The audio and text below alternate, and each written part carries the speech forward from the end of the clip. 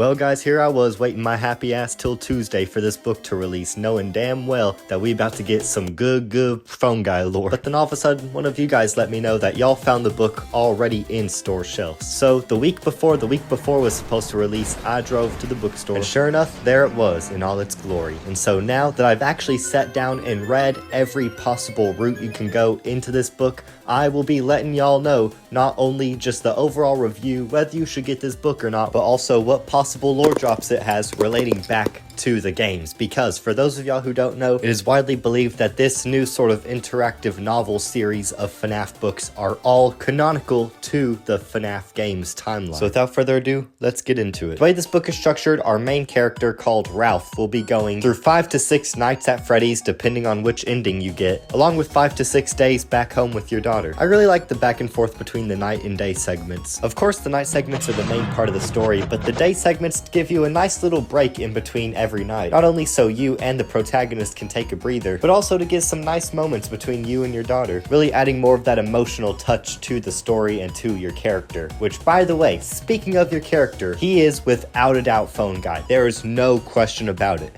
You're feeling a bit nostalgic, and you think about your legacy as the Phone Guy. Anyways, while I was reading the rest of the book, I actually took notes and wrote down page numbers anytime I found something interesting that I'd want to share with y'all. So for the rest of this video, we're just going to be going over those. So just some fun tiny details first before we get into the real crazy shit, because trust me, when Night 6 rolls around, we are going to be in some deep, heavy shit. Anyways, we learned that Foxy used to sing in stage shows with the rest of the animatronics, so that's cool. Before the Pirate Cove, he was like on the stage with everyone else. Another cool detail we learn is that Freddy's poster honk is canon. We always knew it was a funny game mechanic in the first game to click on Freddy's nose on the Celebrate poster to make him honk. But now in here we read about Phone Guy actually honking Freddy's nose, and it actually makes a sound. That's pretty cool. I didn't know what I was necessarily expecting. I just kind of figured it was only a game mechanic. A few other fun Easter eggs include Phone Guy getting his own pizza flavor for being Employee of the Month so much, they call it the Ralph. What the fuck? Imagine you're going up to Pizza Hut and you're like, ah yes, I'll take the Ralph with extra sausage. Moving on from that though, good old Ralph also gives us a good explanation on why we never leave the restaurant at night whenever working the night shifts. Ever wonder why we don't just get up out the office and just get out of there? Apparently it's because the animatronics will fucking follow you. Whenever Ralph escapes the pizzeria and decides to just run back home, while he's just running away, Chica ends up somehow finding him, catching up to him, and killing him. The mental picture of Chica just booking it through the woods faster than a literal adult man is really funny. But here's where the little lore secrets and Easter eggs begin to get really weird. Really purple. Purple guy! While doing his nightly chores, there's a chance that Ralph will notice some sort of note pinned onto a Freddy Fazbear poster. Whenever he picks it up to read it, it says this: "A master key is not in this game. You are the one who must live with your shame. You know what they say, cheaters don't win, but those who might try make the purple man grin." While below that being page numbers for every night, while also teasing the secret Night 6. So, what the fuck? I actually think I have an idea on why this secret's here, because to get to the secret, you have to have a certain item. But I think that item you actually can't have yet. Like, you're literally not capable of having that item by going there to that route. So by going through the route in the first place, it means you're cheating, essentially. And so this is Scott's way of being like, haha, you cheated, now here's a creepy secret. But anyways, pretty cool, pretty cool. As y'all will see throughout the rest of this video, this is not the end of our little purple guy Easter eggs. Because in another one of the non-canon endings, whenever Phone Guy dies in the supply closet, we then read a scene about whoever is working after Phone Guy, whoever the day shift guy is there. And it says, the next morning, the daytime security guard is shocked to find blood splattering the west hall right in front of the supply closet. Jeez, some people are so lazy, he says. The mop is right there. He then reaches inside the closet and starts mopping you up. Now, am I the only one who read that and immediately thought of William Afton? I mean, come on, would anybody else be that nonchalant about literal blood on the floor? Not to mention the fact that the night guard is literally missing. Also, the book makes it apparent that there is an engineer working at Fredbear's called Dave. Dave? Dave! Dave? Well, if you're like Wharfstash here, forgetting about your old pal Dave and how he may connect to the FNAF lore, Dave was the fake name that William Afton used in the Silver Eyes novel. Now, am I saying that the Dave in this book is William Afton just disguising himself? Not necessarily. On one hand, that does make sense, but on the other hand, we actually do get a scene where Phone Guy calls Dave, and Dave doesn't really seem too suspicious. Nothing about him really screams psychopath child murderer, so. But while we're on the topic, and because I kind of forgot to put this into the intro, I want to mention Ralph's personality. Ralph being Phone Guy, if that wasn't already clear. I don't know if I'm the only one who thought this, but with his personality and with the comments he makes throughout the book, he honestly kind of reminds me of a FNAF YouTuber. The way he just has his own like witty banter throughout everything. Even whenever something like really scary or life-threatening is happening, he still takes the time to make a joke about it or something, which isn't necessarily a bad thing. I know that sort of sounds like it can ruin the scary moments or whatever, but there are times where he's like actually real and emotional, especially when talking about like his daughter. And those emotional scenes end up hitting extra hard whenever we get to his death. Although there is Night 6 that has a lot of weird lore implications, in terms of the game's canon, Phone Guy only makes it to Night 5, where we also finally get the answer, what killed Phone Guy? And the answer is yes. They all killed him. They literally jumped his ass during Night 5. All of them ganged up every side. He could not escape his office. So knowing that this is probably the end, he has one last option to make a phone call. You can either call the police telling them about the crazy animatronics at Freddy's, call your daughter and tell her goodbye one last time, or record a final message for the person who will be taking your place. And to be honest, why the fuck does he record a message for the person who takes his place? I get that that's what happens in the game, in the first game, but come on, man, you're not gonna call your daughter in your final moments? I understand not calling the police considering that they may not believe you, even though if you still choose that ending, they will end up believing you, but not calling your daughter to tell her goodbye forever? That's pretty fucked up, especially considering that throughout the rest of the book, you are pretty much the best dad that exists in the FNAF lore. Even if the bar isn't too high, it's still shown how much you really care for your daughter throughout the book. But anyways, little rant aside, let us see the death of Phone Guy. It's looking like this is going to be your last night. It's some consolation that you will continue on in some way. Through your daughter, yes, but also through your legacy here at Freddy Fazbear's Pizza.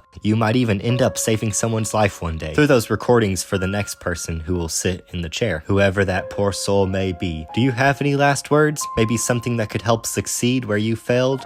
Don't overthink it. You dial the number for the recording system and start talking. Oh, hey! You realize you never left a message for them last night. This will be sent on, what, their 4th night? Hey, wow, day 4. I knew you could do it. Hey, listen, I may not be around to send you a message tomorrow. It's been a bad night here for me. I'm kind of glad that I recorded my messages for you when I did. Hey, do me a favor. Maybe sometime you could check inside those suits in the back room. I'm going to try to hold out until someone checks. Maybe it won't be so bad. Yeah, I always wondered what was in all those empty heads back there. You know. Oh no.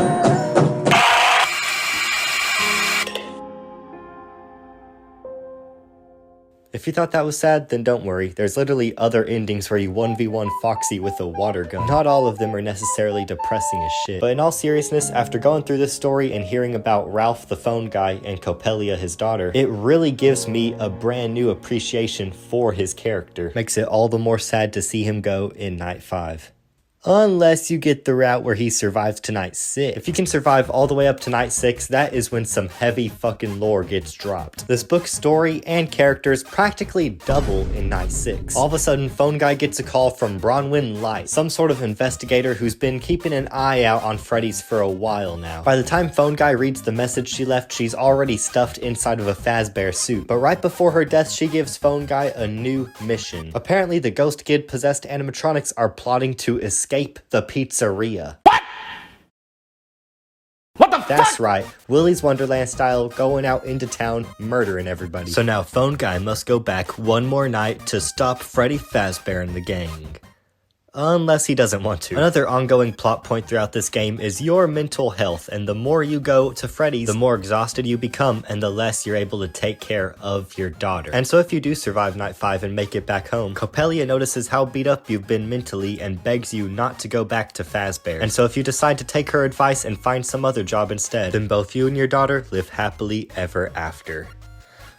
Man, why can't that just be the canon ending? But going back for night 6 will make things really eventful really quickly. Finding Bronwen's bloody body decaying in a Fazbear suit. You and your daughter spray Foxy with a water gun. So yeah, night 6 can get pretty weird. Probably one of the weirdest things is when Bronwen tells you, when you find me dead, contact my mother, she'll know what to do.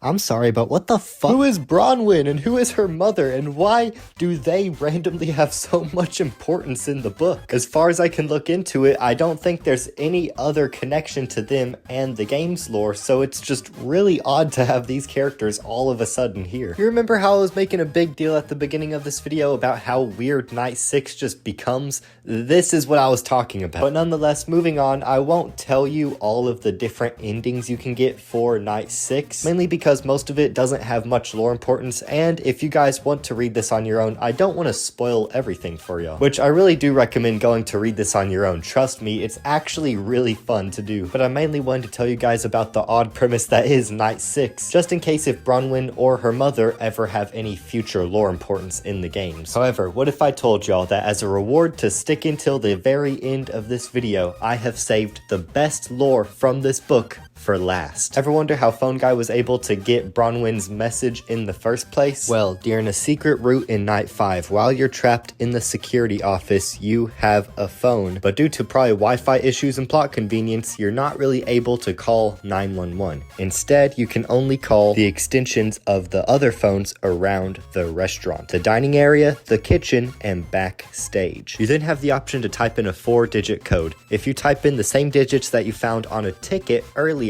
in that route, then you can get the Bronwen's voicemail that we already talked about. However, there are 2 other options. You can dial in 1983 and 1987. If you choose to dial in 1983, then on the other end of the phone guy can hear the bite of 83 taking place, complete with the same dialogue from FNAF 4 and everything. Not only fully confirming that the bite of 83 was the crying child, which, yeah, no shit, we kind of already thought that anyways, but also, phone guy lets us know that before the bite of 87, the bite of 83 was instead known as the Big Bite, before needing to have a year to distinguish which bite it was. He compares it to World War I and World War II, and how originally World War I was just called the Great War. Well, apparently the bite of 83 was just called the Big Bite. Damn, I never would have imagined the bite of 83 being compared to World War I. If you instead choose to type the code 1987 into the phone, not only do you and your daughter actually get to have a happy ending, but you also hear somebody say the words incorrect password slowly in reverse, until eventually you finally hear somebody on the other end, and it is actually your own past recording. It is the recording from night 5 in FNAF 2. The last recording that Jeremy Fitzgerald hears before moving to day shift and becoming the bite of 87 victim. So yeah, 2 pretty fucking dope Easter eggs giving us just some extra clarification on both of the bites. Still no confirmation or deconfirmation though on if Cassie's dad is the bite of 87 victim, so I'm still holding on to that theory. But anyways, if you guys have read the week before, what did y'all think of it? Did y'all like it? Did y'all not like it? Let me know y'all's thoughts and any hidden lore Easter eggs y'all may have found in the comments below. And if you haven't read it, what are you doing? Go get it. It's really good. It's very, very good book. Very, very, very good. Make sure to lightly tap that like button with your penis, and if you don't have a penis, well then go get one. It's 2024. And I will see y'all in the next video. Goodbye. You guys, I have a theory. Not just one theory, but 2 theories. That's right, it's mini theory time. As y'all probably know, we recently got a book called The Week Before, a phone guy prequel to FNAF 1. And although I already made a video going over anything that could have lore importance in that book, I've since then had time to think, to ponder, to process. And I fucking solved it! One of the things that I found interesting was the introduction of Phone Guy's daughter Coppelia. Don't get me wrong, I get why they had to have her in there story-wise, just to kind of flesh out Phone Guy's character and add more stakes. But it's really odd for the FNAF lore to just have one-off characters, especially ones that have a connection to Fazbear's in their family. Surely her story didn't conclude with the passing of her father. Plus, with how young she was in that story, at this point in the timeline with the security breaches and help wanted, she's most likely a full-grown adult. So, is there anywhere in the new Steel Wool games that she could fit as a character? I tried thinking of a few options. Being Cassie's secret mother came to mind. But in the end, it seemed like no clues were adding up until all of a sudden, it hit me. In Help Wanted, we get introduced to Tape Girl, a mysterious game designer who discovers and tries to stop Glitch Trap before we even appear. What if Tape Girl is actually the adult version of Coppelia? Now, I know what you're probably thinking, but Neo, in the week before, Phone Guys talks to Coppelia all the time, being like, whatever you do, don't get a job at Fredbear's. Don't ever get a job working for Fazbear. So why would she all of a sudden be playing their VR game? Well, to that I say she is indeed not working at Fazbear Entertainment, still living up to her dead father's wishes. Instead, we can tell through these logs that she works for the development team, which is their own company completely separated from Fazbear Entertainment. It just so happens that the company she works at is one of the honestly many companies that Fazbear Entertainment cycles through whenever making this VR game. Yeah, that's right, Fazbear Entertainment cycles through the different dev teams. Whenever we play as Vanessa, listening to the audio logs, Tape Girl specifically mentions how she only has 3 days left to work on this game until the next dev team takes over. I was told I had 3 days to finish Jeremy's work, but I know it's just passing the time. There's another potential development studio that wants to pick up from here. But yeah, this just goes to show that Coppelia really didn't fuck with Fazbear's, just like Phone Guy wanted her to. But it actually makes sense that she would go on to be a video game developer. Not only did Phone Guy describe her as being very smart for her age, but he also talked about how creative and imaginative she was. Two big traits that most video game developers have. Not only does it make logical sense though, but it also makes sense for her story and the wider FNAF lore. The daughter of Phone Guy, your leading voice in FNAF 1, is now taking on the mantle of leading you through this next generation of Steel Wool FNAF games. Both of which taking on that job literally right before you come in, and both of which presumably dying right after recording their pre-recorded messages for you. It would be the perfect story parallel, quite literally like father, like daughter. But what do you guys think? Do y'all agree with me, or do y'all think Coppelia will end up having a completely different role? Make sure to let me know down in the comments below. But before this video ends, we still have one extra mini theory to go over involving the week before. This one involving Cassidy, so stay tuned. If you've read or at least watched a summary video about the week before, then y'all will know about the mysterious Night 6, where we get introduced to Bronwen Light. Bronwen Light is a woman who applied to work at Fazbear's only to not get the job, which is weird considering that Phone Guy gave her a glowing review. Nonetheless, this prompts her to become a journalist investigating the Fazbear murders, only to then have to pull a Phone Guy and give Phone Guy himself a pre-recorded message right as she's dying, only to later be stuffed inside of a Freddy suit, which, in case you can't tell, is a direct parallel to what Phone Guy does to the player in FNAF 1. But even though she's dead, there's still the mystery of like, why? Why the fuck is she randomly introduced all of a sudden? Well, call me crazy, but I think it's because she's related to a character we're already really familiar with. That character being one of the missing children. But now the question remains, which one? I could see it possibly being Bonnie, considering whenever she first referred to him, she instinctively called him Jeremy instead of Bonnie before correcting herself. But I feel like there's a certain dead child possessing a certain golden bear that may be a better candidate. But more on that later. First, let's back up a bit. Now, why exactly do I think that Bronwen is connected to one of the missing kids? Well, to be honest, this is less of a theory and more of an educated guess. It's just me trying to pick up and make logical sense to some of the bizarre choices she makes, like literally putting her life on the line this much just to possibly find out some extra info on the missing children's incident. And keep in mind, this is after her boss told her, if you print anything involving Freddy's, we're not gonna release it. So she's not gonna get paid for it. Whatever she's doing here, it's not to make money. And to top it all off, isn't it strange that Fazbear Entertainment still didn't want to hire her even after she got like the best review from Phone Guy? But wait a minute, at this point in the lore, who would Fazbear Entertainment not not want to hire. At this point in the timeline, besides maybe William Afton himself, there's really no reason Fazbear Entertainment wouldn't want to hire anybody else, unless they just so happen to see the name Bronwen Light and recognize the last name as the same last name that one of the missing children has. And why do I think that it may be Cassidy? Because we know that one of the past scrapped movie scripts was centered around Cassidy, one that Scott Cawthon said would be amazing for all the hardcore lore nerds like us, but terrible for anybody else who wasn't one of us, you know? Which means that at some point Scott Cawthon had enough characters and enough story to make a film fully centered around the character of Cassidy. What if this film was also going to include Bronwen Light as either older sister or mother to Cassidy, along with Bronwen Light's mother, that we are led to believe is sort of her partner in crime in the Week Before book. But once again, I pass it on to you guys. Do y'all think that Bronwen Light could be related to Cassidy, or do you think I'm just full of shit? Make sure to let me know down in the comments below. But with that said, thank you guys for watching. Make sure to beat that subscribe button like your dad beats your mom, and I will see y'all in the next video.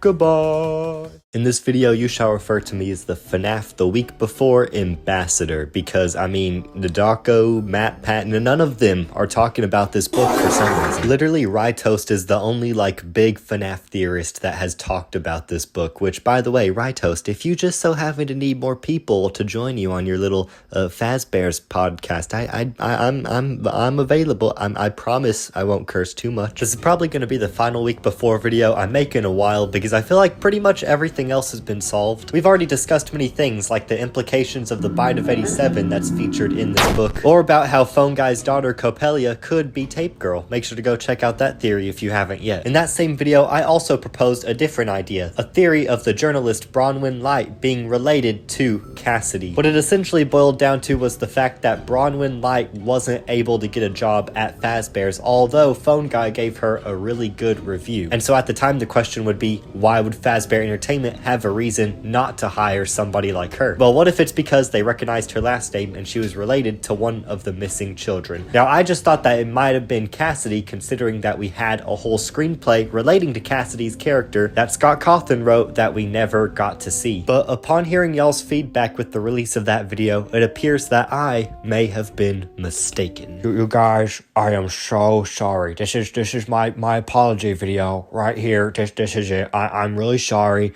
I'm ashamed. I've made a severe lapse in judgment, guys. But in all seriousness, afterwards, a lot of y'all brought my attention towards Gibby's Horror Homestead. He talks about a certain character in the Week Before that only has a few words of description to them. However, these few words may just be enough, not only to prove who Cassidy's mother is, but also Cassidy's last name. So also go check out Gibby's original video on this theory, because this is completely his theory. I do not claim ownership of the theory we'll be discussing in this video. I am only here to spread the word. Like I said, the Week Before ambassador. Mrs. Andrews is an original character in the Week Before. We only know of her existence because of a few little pieces of dialogue between Phone Guy and his daughter. Phone Guy thinks, if anything, she's keeping an eye on kindly Mrs. Andrews, who had sadly lost her own daughter at a young age years ago and has been overprotective of the neighborhood kids since. Now, Mrs. Andrews, I know your daughter tragically went missing years ago, and it's probably really traumatizing, but do you have any connections to Freddy Fazbear? Now, you can probably see where this is going, but Neo, if Mrs. Andrews' daughter really was one of the missing children's incident victims, why are you so dead set on it being Cassidy? Well, that is because of the Fazbear Frights books, where we learn about a dead kid whose first name is Andrew. And for many years at this point, many people have suspected that Andrew is the book parallel of Cassidy. Now, in case you're not like a FNAF nerd like me, you may be wondering, excuse me, what the fuck do you mean Andrew's a parallel and whatever? Well, to quickly summarize, in the Fazbear Fright series, there is a character known as the Stitch Wraith. At some point, it's revealed that the Stitch Wraith is being possessed by two souls, one of the souls being soft and caring, while the other soul is vengeful and angry. The vengeful and angry soul is Andrew's soul, that also in a separate story would end up possessing his tormentor as a way of keeping him alive to torture him. Sound familiar? In the past lore, many theorists have used Andrew's parallels towards Cassidy as a way of solving certain mysteries, such as who are the two souls possessing Golden Freddy, and what the fuck really is Ultimate Custom Night. And so, now having a character mentioned in the week before that has zero story importance that could be taken out totally and it would have been completely fine for the book story, and to have her name be this close to Andrew's from Fazbear Frights. I'm just saying, I think good old Gibby has a point here. And from y'all's comments, it seems like we now all agree. I'm willing to bet that Mrs. Andrews is the mother of Cassidy, which actually provides us with a few more extra cool lore details, like the fact that Cassidy was in fact neighbors with Phone Guy, or that Cassidy is a girl in the games, compared to the boy movie counterpart. And of course, let's not forget the biggest thing of all, we finally have another last name confirmation in the lore. Let's go. But as always, let me know what you guys think about this theory down in the comments below. Make sure to peg the absolute shit out of that like and subscribe button, and I will see y'all in the next video. Goodbye. Well guys, it appears we have a leaked preview of FNAF's new lore canonical book called The Week Before. The book that many people have been speculating is the Phone Guy prequel to FNAF 1. A FNAF -1, if you will. Now you know me, usually I wouldn't be making videos about the FNAF books, except this one is different because many people have found some information that could possibly debunk one of my biggest theories so far. A theory regarding the bite of 87. Mark, that's kind of your cue. Was that the bite of 80? Anyways, let's get to reading. Don't worry, I'll read it for you. You don't have to read any of it. Starting off strong, on page 13, we already see some binary at the top, so that's already pretty wild. I don't exactly know what it means, but if any of you guys do translate binary and can crack this code, then make sure to let me know down in the comments below. That would be greatly appreciated. You step into the men's restroom and shut the door. You undo your pants and pull out your penis. The antiseptic scent of bleach pervades the air, which is far from the worst thing you've whiffed in there, oh god. You try to look around, but it's too dark, with both lights out. That's why you're here. What are the odds that two bulbs would burn out at the same time? Maybe there's some kind of power surge. After all, the wiring in the building is ancient. That's probably why the cameras are always glitchy and monitors in the security office keep overloading. That might even explain some of the strange behavior exhibited by the animatronics. Unless... You shake your head. You're in the dark when it comes to that stuff. In this case, literally, just focus on your job, you think. Focus on getting home to Coppelia. Everything else is way above your pay grade. But now guys, it's option time. Pick how you want to progress the story. That's right, it's some In Space with Markiplier type shit. You can replace the first light bulb, listen at the door, or inspect the sink. What? Where's the fourth option? Going to the stage and banging Freddy Fazbear, 0 out of 10. But before moving on from this page, I want to look at a little detail we got here. The name Coppelia. Who is Coppelia? Well, judging by some upcoming pages I've already read, Coppelia seems to be our main character's daughter. We know this because whenever Phone Guy talks about Coppelia later on in this book, he says she'll groan loudly and say affectionately, "Bad joke, Dad." You'll remind her that telling dad jokes is a mandatory requirement of all fathers. I think this is already a really cool detail. Even though we really don't know much about Coppelia, it's always interesting the way FNAF uses family and just family relationships as a way to progress the story and sort of drive in its themes. Also, if the main character really is Phone Guy, then this is giving us a whole other side to Phone Guy's character that we just never were aware of. But anyways, moving on. All of those other choices are pages 15, 16, or 17. So we are going to choose none of those. The next page we have is actually page 14. Now, page 14 starts off with our protagonist cleaning up the tables at Fazbear's, but then it takes a really, really interesting turn about halfway through the page when we get this information. After picking up a gum wrapper, you sigh and slip it into a pocket to discard later. People just leave their trash wherever they feel like. This wouldn't have happened in the old days, when working at Freddy's Fazbear's Pizza was a badge of honor. Honor? Is Zuko Phone Guy all along? Hello, Zuko here. The franchise has truly fallen on hard times thanks to those pernicious rumors about missing kids, and the lingering bad press from the bite of 87.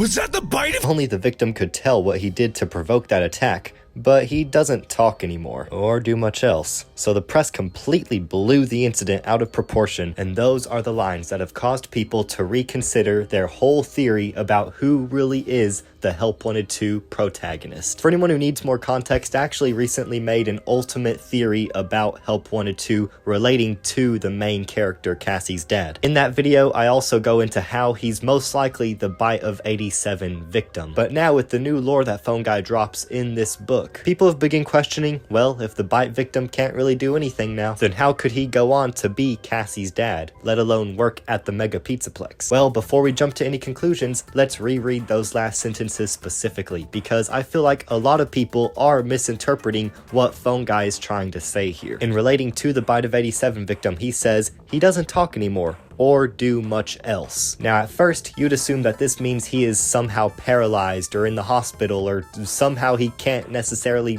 brain no working anymore. But pay close attention to what he says right after this. The press completely blew the incident out of proportion. If the Bite of 87 victim really was paralyzed based off of the assumption that people make from the words prior, then would Phone Guy really be thinking that the press are making a big deal out of it? Because that would be a pretty big deal if somebody's life changed that much, or if they were like hospitalized or something because of the Bite of 87. If that really was the case, would his only comments on the matter be, yeah, the press really blew that one out of proportion? But since he has the opinion that the press and everybody else is making a big deal about it, then maybe it wasn't even that bad. And the line "he doesn't talk anymore" doesn't have to mean that he physically can't speak. It could also very well be the case that maybe he doesn't feel like talking about it, or maybe it was such a traumatic event that yes, he would prefer to mentally move on from it, or avoid the big press about it like Phone Guy just said there was. There's no evidence that should cause us to immediately jump into, oh, he's hospitalized, oh, he can't actually physically speak, he's done for, he may be alive, but he's dead inside. That's honestly just too much of a logical leap to make with the little sentences that we have relating to this event. Or if you want to go even more off the deep end, we can see in Help Wanted 2 little signs and clues that allude to the fact that Cassie's dad's memory is a bit hazy when it comes to the past. He only recognizes the Bonnie mask from the Bite of 83. He doesn't outright say, oh yeah, I remember this from blah blah blah. Perhaps the Bite of 87 literally took a chunk out of his memory, and so the reason he doesn't want to talk about the Bite of 87 is because he literally doesn't remember much of it. But long story short, keep an open mind when it comes to Phone Guy's dialogue. Yes, there's definitely something there that is giving us hints to the Bite of 87, and maybe we'll get even more hints whenever the full book releases. But make sure to consider all possibilities. I definitely don't think that this completely rules out Cassie's dad being the Bite victim. I'm still a firm believer in that theory myself. But this is the FNAF lore, so you're free to make your own interpretations based off of the clues there. So if you do want to believe that the Bite of 87 victim literally can't speak,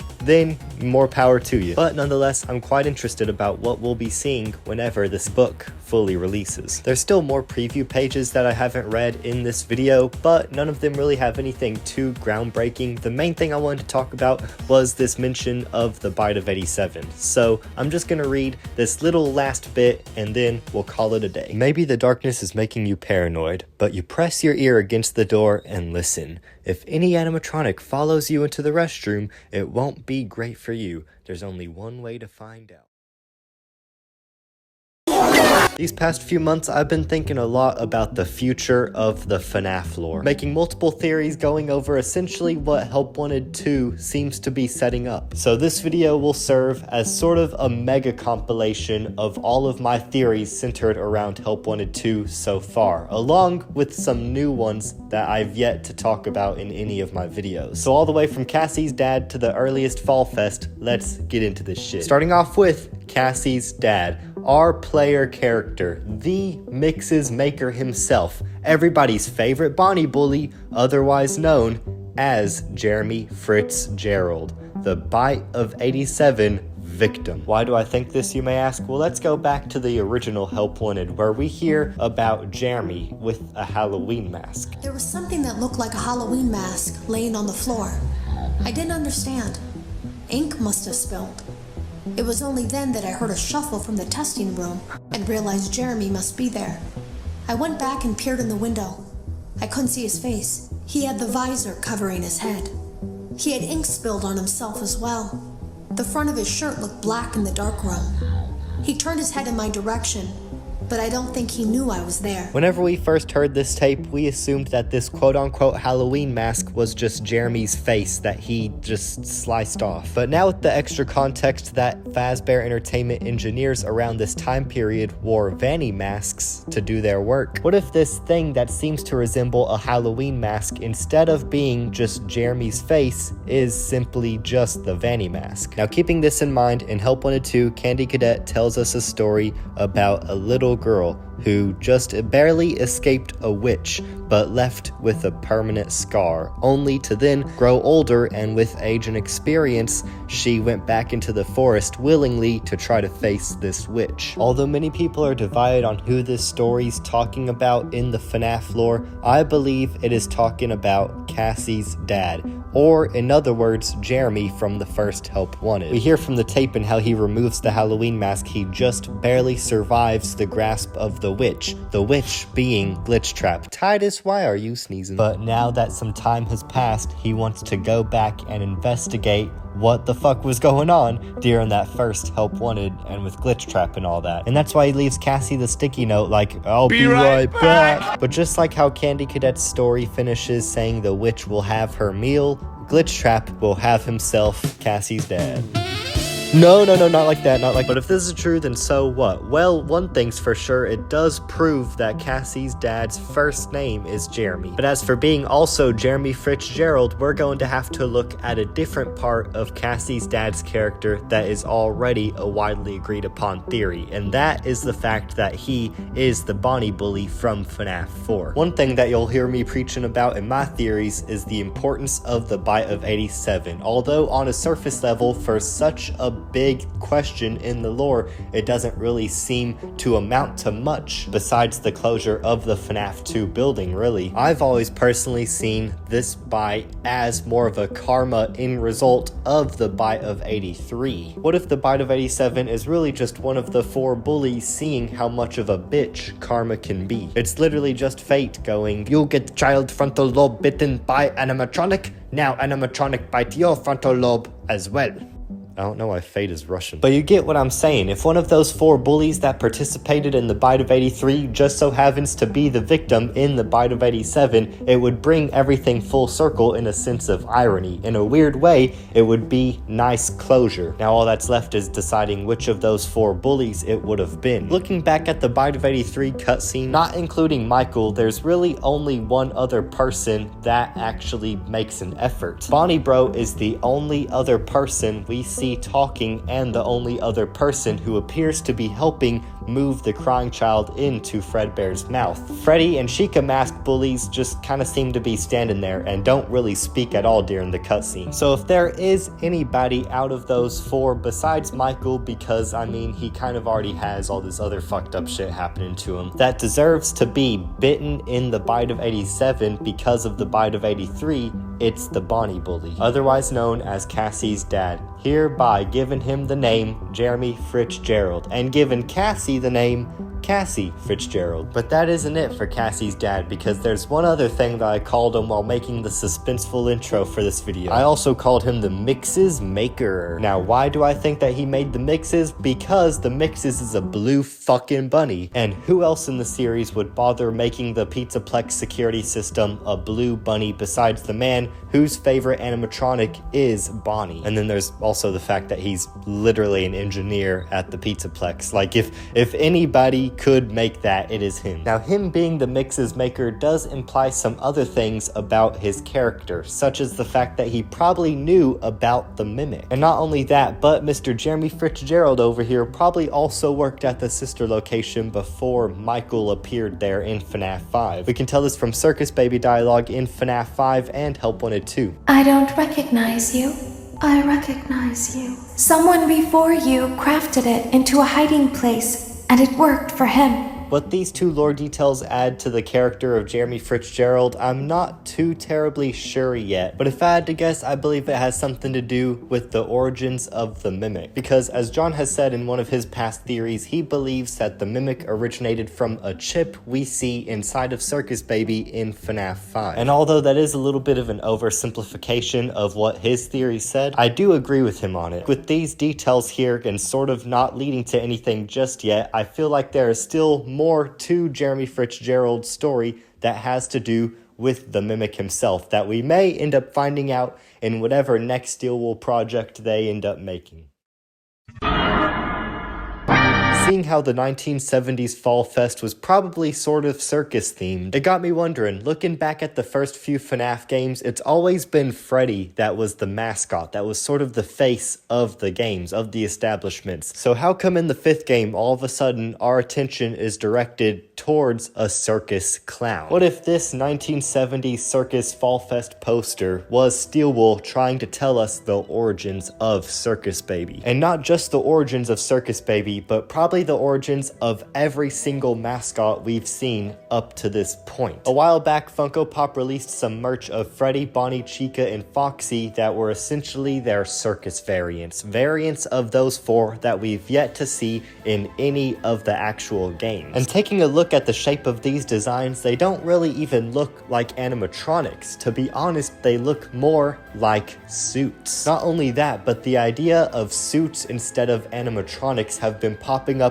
more and more throughout the recent FNAF history, whether it's from Glitch Trap or from those odd bird and elephant costumes that's down there with the Mimic beneath the pizza plate. And the cherry on top, a few years ago, Scott Cawthon hired an artist to design what seems to be costume variants of the toy animatronics. With all this imagery towards costumes as of late, it has me wondering, what if before William designed animatronics, he instead used costumes, and the idea of Springlocks being both costume and animatronic was merely just a sort of transitional period for him, while slowly switching to just using animatronics. This would mean that for those earlier Fall Fests, such as the Fall Fest 1970, instead of animatronics, we would be seeing costumes. Costumes of Freddy, costumes of Circus Baby, costumes of that weird elephant fuckhead from Ruin. With how cheaply costumes can be made compared to legitimate animatronics, that would give William the opportunity to create more mascots than just the core 4 that we all know. That way he could see which animal characters were more popular over the others, so when time did come for him to eventually evolve to animatronic making, he could focus on the more popular characters like Freddy Fazbear and Bonnie the Bunny, and leave other characters such as the ones we see in Ruin in the dust. And if they've been doing Fall Fest from 1970 to 1983, that would have given them a lot of opportunities to experiment with different mascots. That way, maybe for Fall Fest 1970, the one that we know for sure had a carnival in it, maybe that one was the debut of Circus Baby in a costume form, paving the way to what eventually will be opened as Circus Baby's Pizza World. But that's not the only thing that Fall Fest is paving the way for. If these events really did go all the way back to 1970 of all years, then that means it is probably earlier than any sort of Fredbear's Family Diner that we even know of. I'm willing to bet that this is exactly how William went on to open other Freddy locations. Every year he would do another Fall Fest over and over again until eventually the main cast of characters grew popular enough for him to create permanent buildings such as Fredbear's Family Diner, therefore making Fall Fest quite literally the origins of Fazbear Entertainment. But that isn't the end of this Fall Fest rabbit hole, because as we see in the original Help Wanted, there was a Fall Fest 1983. Now this may sound a bit out there, but just hear me out. What if the Nightmare animatronics were originally designed to just be Fall Fest attractions? The reasoning behind the Nightmare animatronics have always kept the community divided. Some people think it's hallucinogenic gas, some people think that it's illusion discs, some people think that it's just normal nightmares. But let me ask you this, do you think it is only a coincidence that the only appearance of the Nightmare animatronics in the original Help Wanted is in the Fall Fest DLC, as attractions in a certain ride, quote unquote. I'm just throwing it out there. What if the reason the crying child is being tormented by the nightmare animatronics in FNAF 4 is because William needed a test dummy to work the animatronics he's designing for the Fall Fest ride? But before I move on, there is still one last loose thread relating to Fall Fest 1983, that being the Phaser Blast and Carnival minigames in Help Wanted 2. Those two minigames seem to take place in Fall Fest 1983, but both of them have endings where they catch on fire. Now, if I was a betting man, I'd say that that's Scott Cawthon's way of telling us that there was a fucking fire that ended that last Fall Fest. Because right after the Phaser Blast place burns down, we then get one last minigame that takes place in Phaser Blast, where we see Springtrap, or at least a cutout of Springtrap. I feel like this cutout of Springtrap and the burnt place around him is sort of metaphorical. Fires have been the downfall of William Afton over and over again throughout this franchise, and I believe that this first fire in Fall Fest is no different. Considering that this Fall Fest took place in 1983 and that it has the same masks that the bullies used during the Bite of 83, I think it's safe to say that this Fall Fest happened around the Bite of 83. So if in the same year William Afton loses his child and has his love and passion and hard work burned down in front of him, then just like how every fire in the past of the lore has been representative of the downfall of William,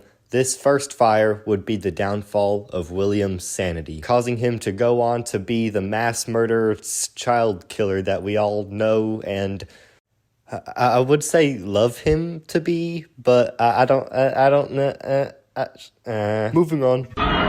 Excuse me, Princess. Princess Quest, probably one of the most confusing parts of modern FNAF history, mainly because these arcade machines usually deal with stuff such as the supernatural. And throughout media on pop culture, there isn't really much of a rule set towards supernatural things, which makes theorizing about it a lot more difficult. Luckily though, I believe I've managed to get a good enough grasp to understand what this latest Princess Quest in Help Wanted 2 is trying to tell us. There's a lot of questionable things in Princess Quest 4, like the whole Vanny ending, the fact that Moon is in the ending, the fact that to get to that ending we have to go up a sister location elevator. A lot of it may seem sort of random, but I feel like it is intentionally made this way because of the Vanny mask. Keep in mind that we're only able to play Princess Quest whenever we have the Vanny mask on. We all already know that the Vanny mask alters reality. I actually have a whole theory about how it's connected to like the fourth dimension or something, but that's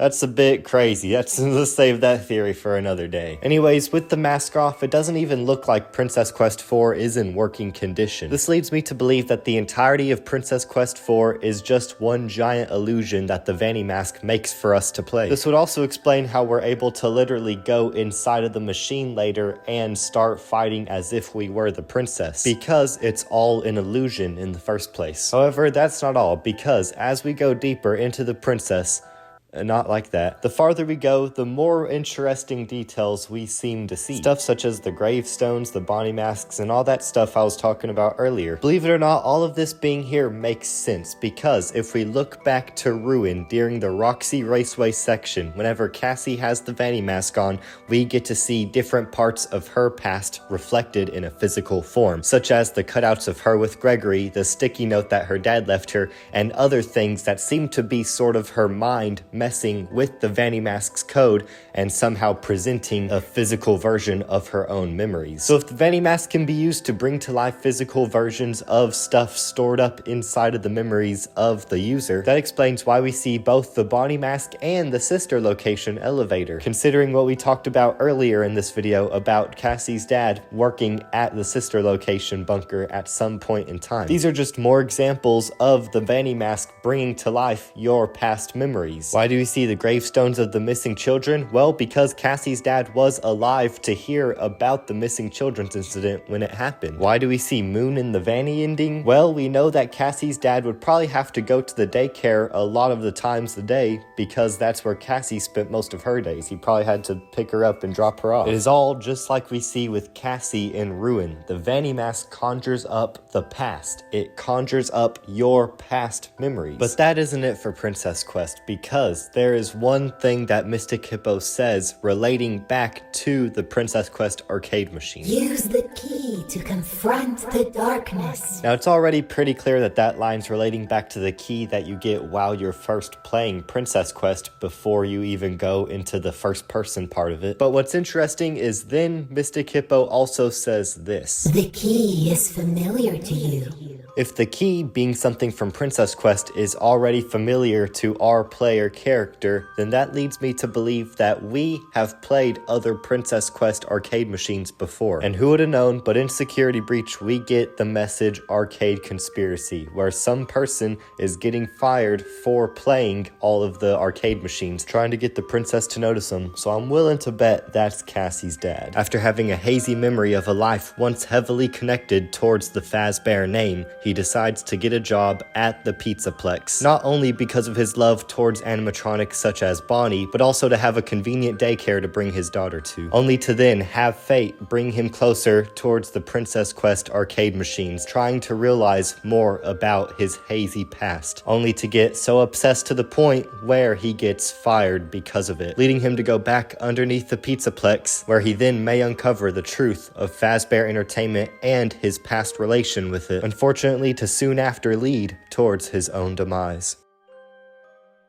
We've covered a lot of groundwork in this video, and even if not all questions had answers, such as what's the real implications of Cassie's dad working at the sister location, or what's up with the fair trade you make at the end with Old Man Consequences in the arcade machine, but nonetheless, I'm sure in due time we'll be able to solve those, and if I do come up with anything, I'll let y'all know. Thank you guys for watching. Make sure to like and subscribe if you did enjoy. Do you think I'm right? Do you think I'm full of shit? Let me know down in the comments. Or feel free to join the Discord and leave your theories in there. And with that said, I will see y'all in the next video. Goodbye!